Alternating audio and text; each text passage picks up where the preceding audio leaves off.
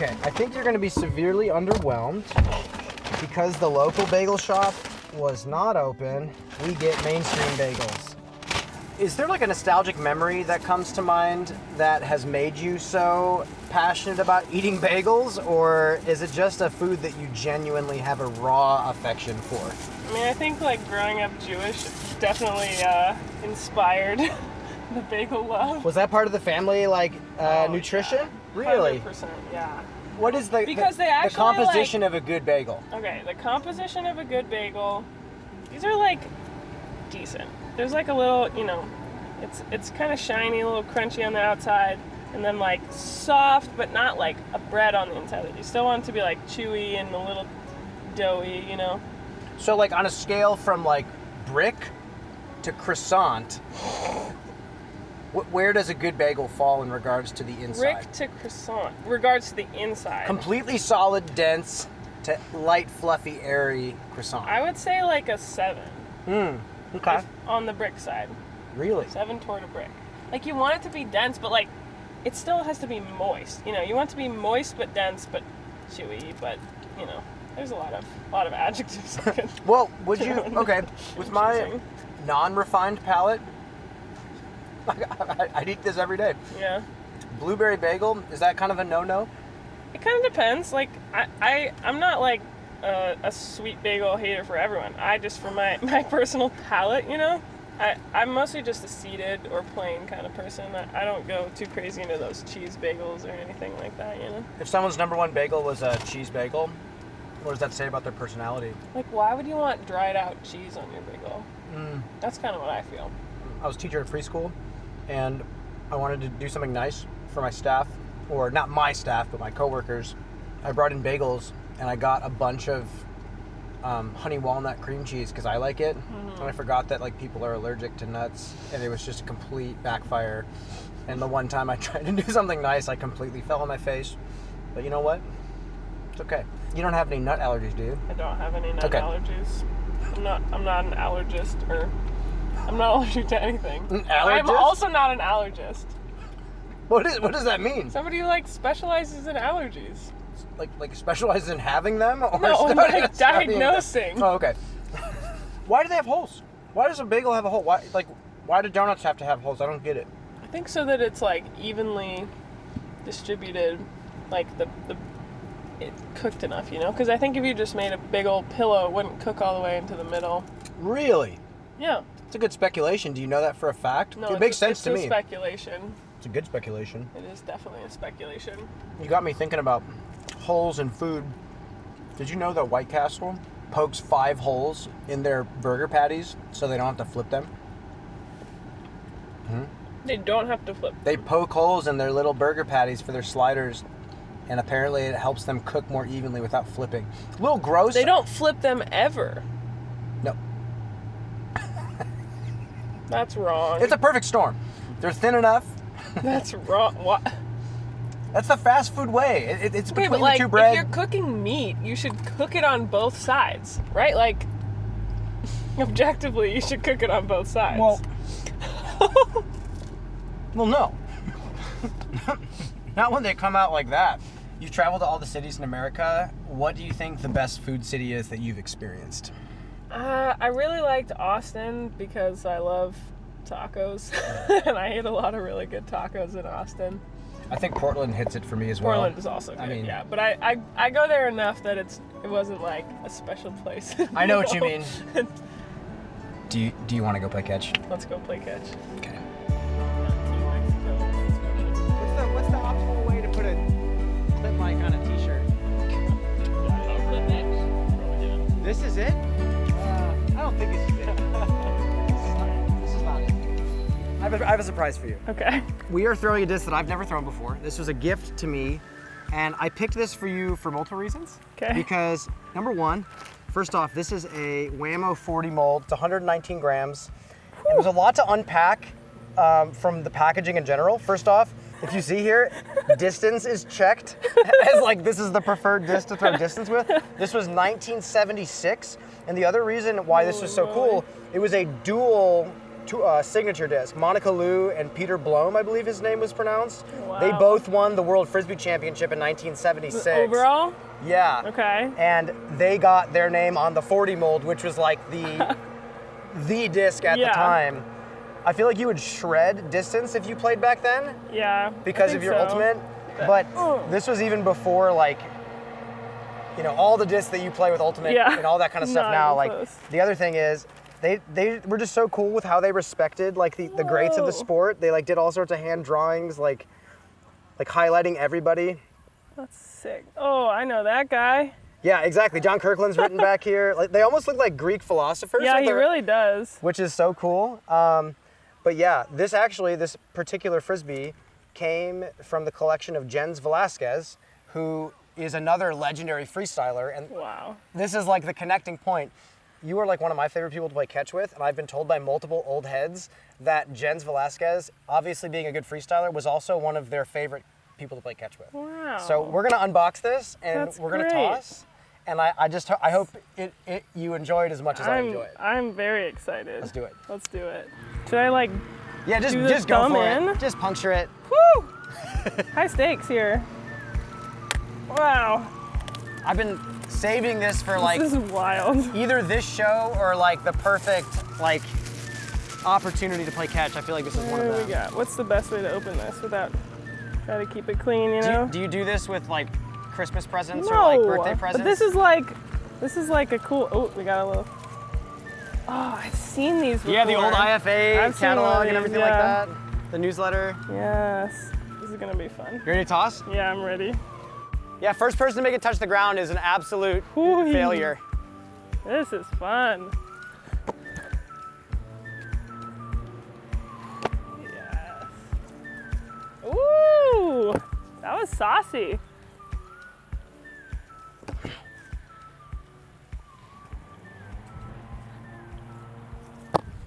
How much do DDC discs weigh? They're less. They're like 105. Okay. Have you played DDC? Yeah, I have. That was crazy.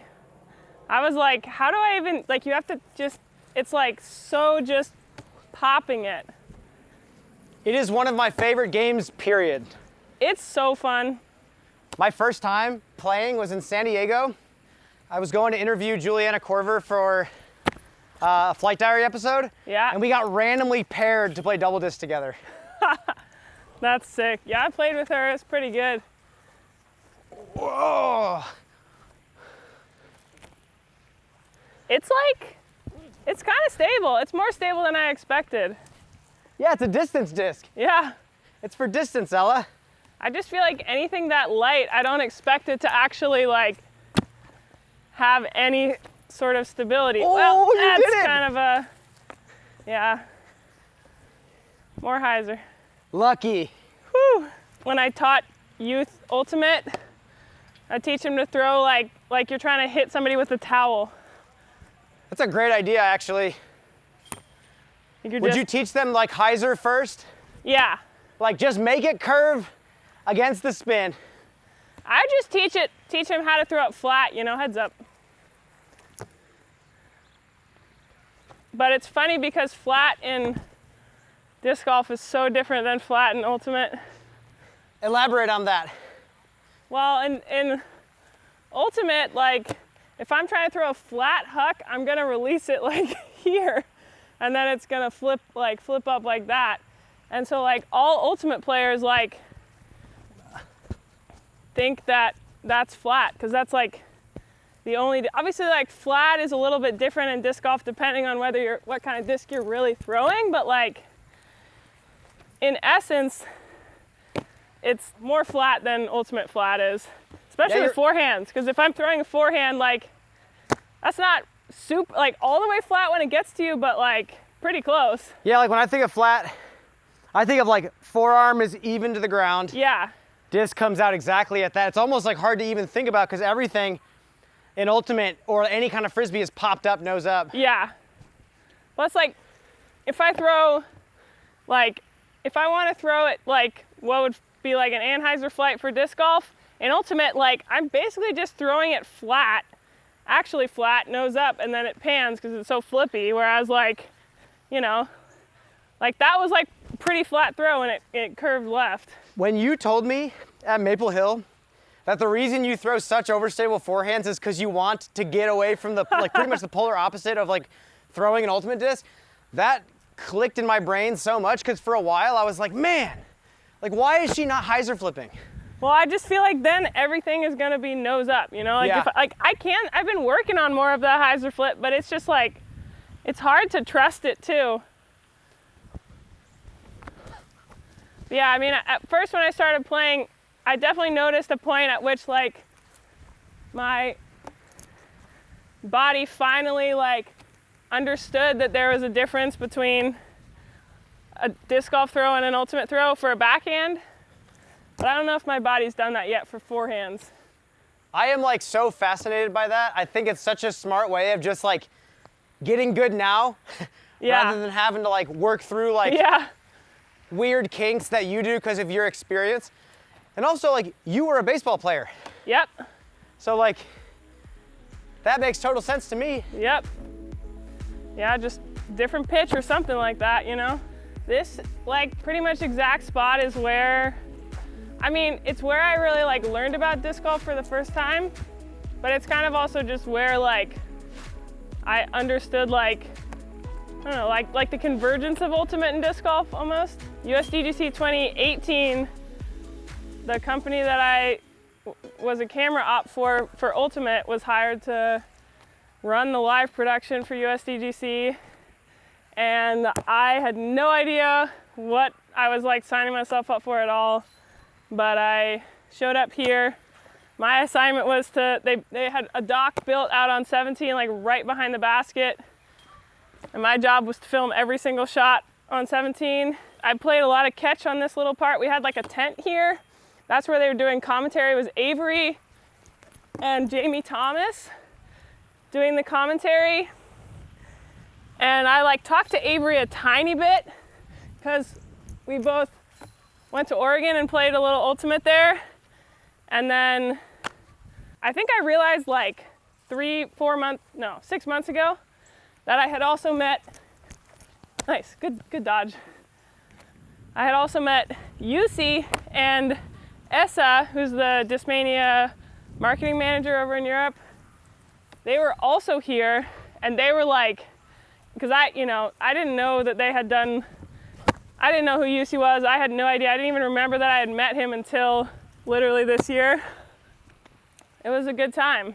What was your first like reaction of professional disc golf? Were you like, oh, this is kind of lame, or like, oh, how did you see it? I mean, I could tell like that there was prestige, but I just thought everybody's form looked really stupid.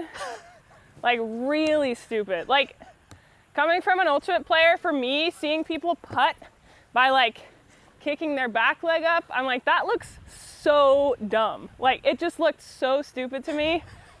I remember seeing Paige play. She was the only woman in the tournament, and I thought that was pretty sweet. I would play like Frolf on campus, but it was just with an ultimate disc. Like, you know, we had 18 holes. It was great. I loved it. But I watched everyone, all 4 rounds, and we even filmed some practice rounds too, because what else were we gonna do? And I watched every single person throw this shot. I think I got hit a couple times too.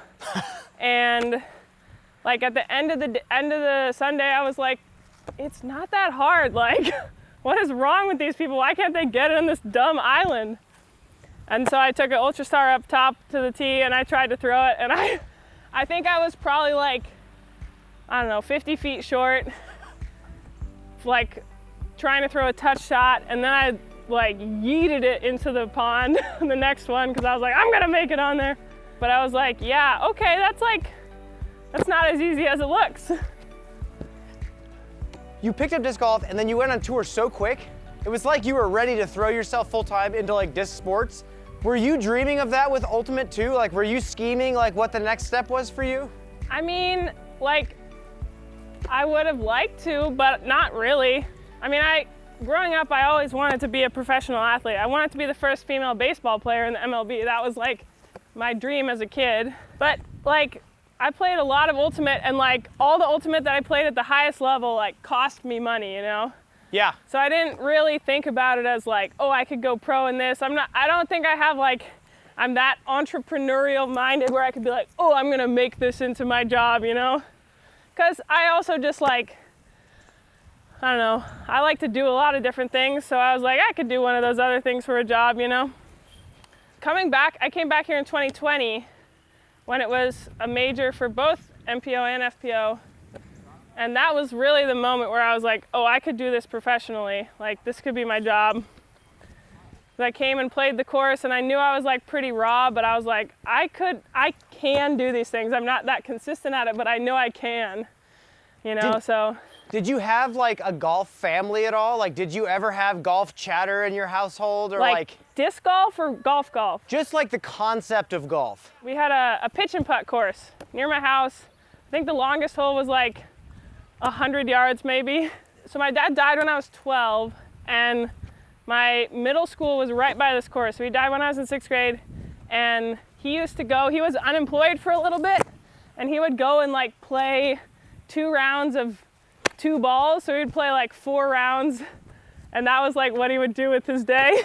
Wow. And we would go, and I played a lot of pitch and putt golf, which is funny because like in my disc golf game, I feel like, you know, I'm pretty good at the long distance driving and all that. And like my short game is like less strong, but in regular golf, I can't drive to save my life, but my short game's great. Really? Yeah. So you thought about golf like early on in life? Like you were thinking in that manner? Yeah. And my dad was like, he liked to learn stuff and he liked to teach. He definitely instilled that like desire to like learn and figure out the right way or the most efficient way to do stuff, you know? Was he a Frisbee player? I don't think so. There's like some old pictures of me playing Frisbee, so I'm sure I've like probably threw a Frisbee with him once or twice, but no, I think he would have absolutely loved disc golf though. I could totally see him like just having his group that he goes and plays like every single morning with at the local course. That totally would have been his thing. What do you feel like has been like the big breakthrough this year for you? Like, I'm sure like, obviously you've been playing like Ultimate your whole life, so you've been throwing a disc your whole life.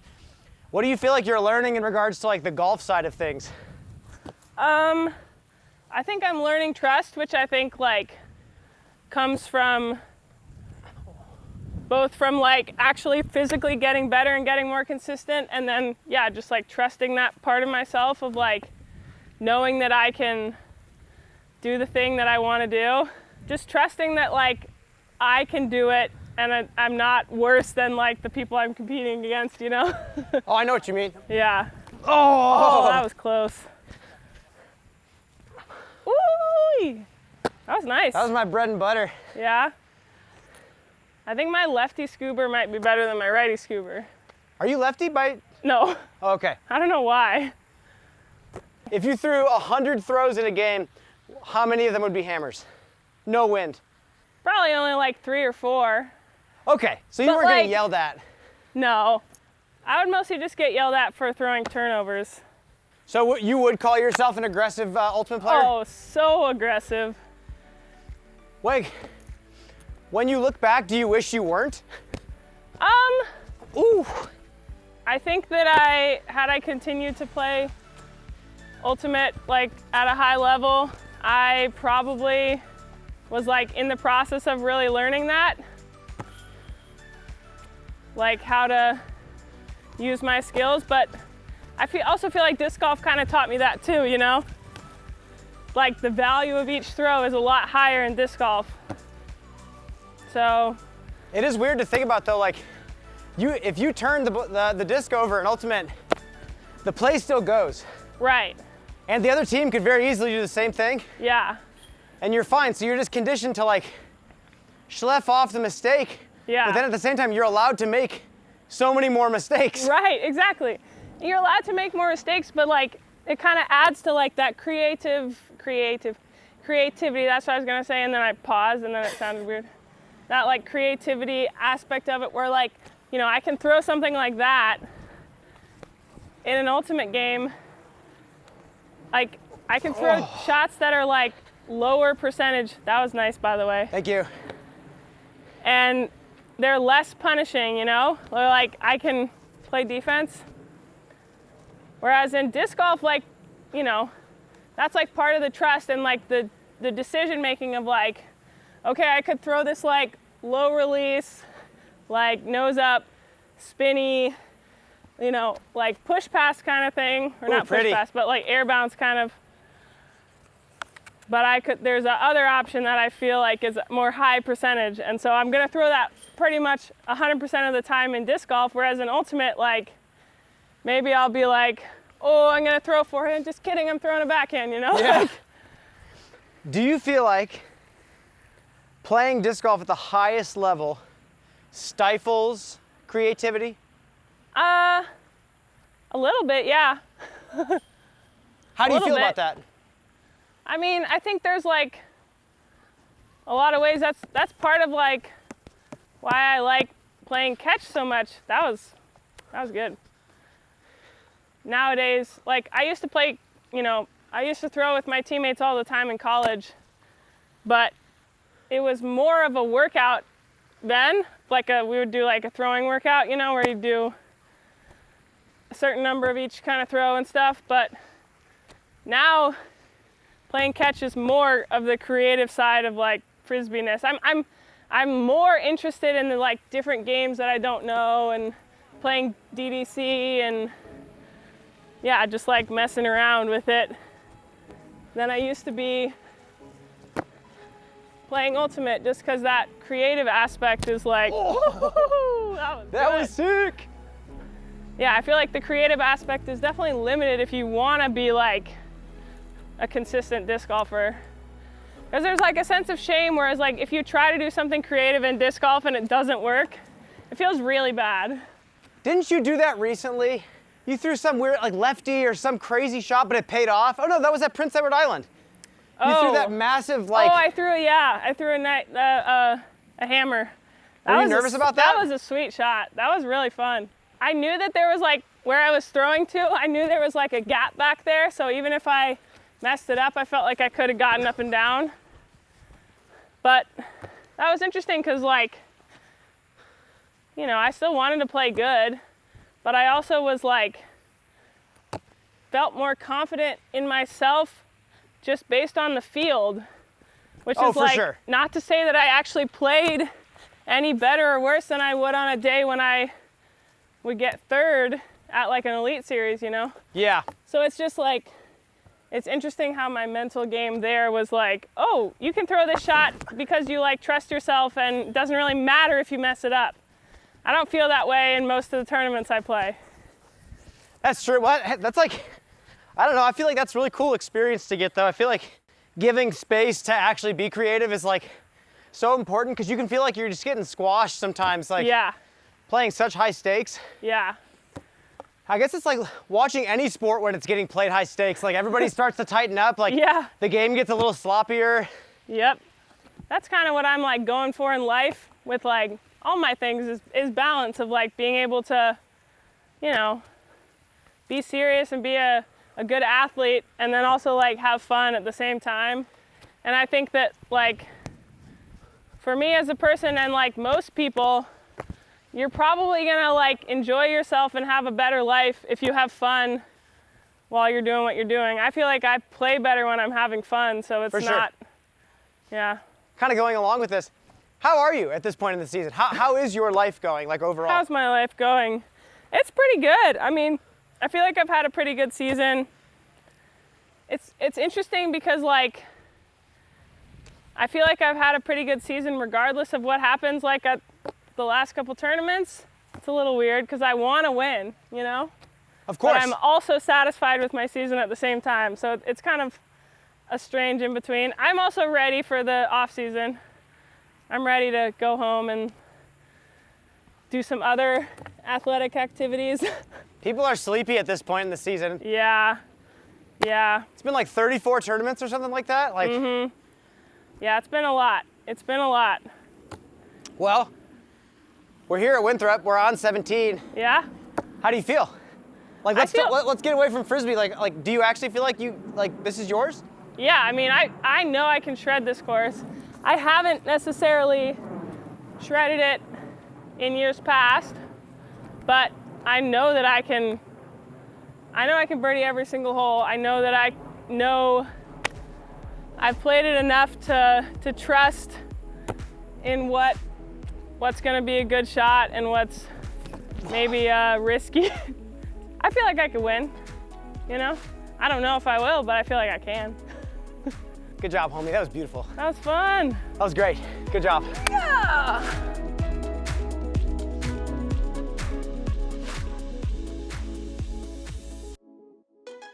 On the next episode of Catch, I have the honor of throwing with one of the most decorated flying disc athletes of all time, Juliana Korver. I'll see you then. Wow, that's so crazy. I'm sure at some point disc golf, like when you're winning that much, has to feel like monotonous at some point, right?